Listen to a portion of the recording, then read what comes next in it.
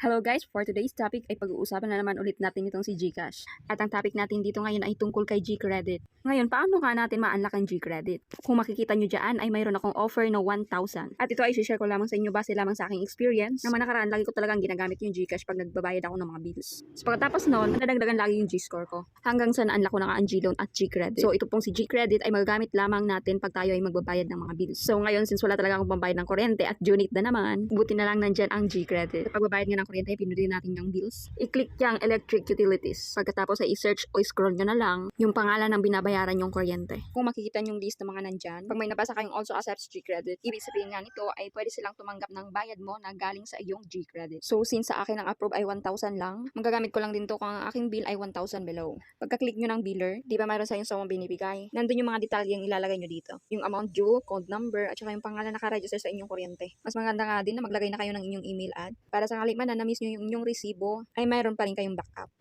Click next at i-click din ang G-Credit. Sa unang lagay ko nga dito ay mali yung amount na nailagay ko. Naalala ko may singil pala silang pipiting halagang 30 pesos. So basta maling halagang nalagay mo ay hindi nila yan tinatanggap. At ito ang binabayaran naming kuryente. Hindi ko lang sure kung ganun din po sa iba.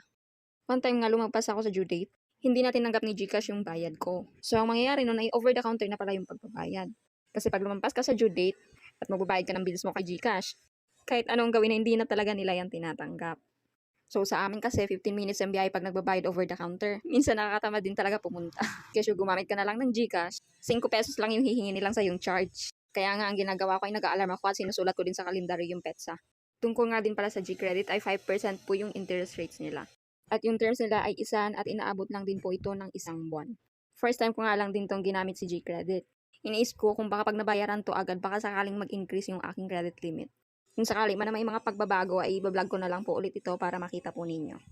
Kung may mga tanong po kayo ay pwede nyo i-comment at pwede natin masagot basta alam po natin.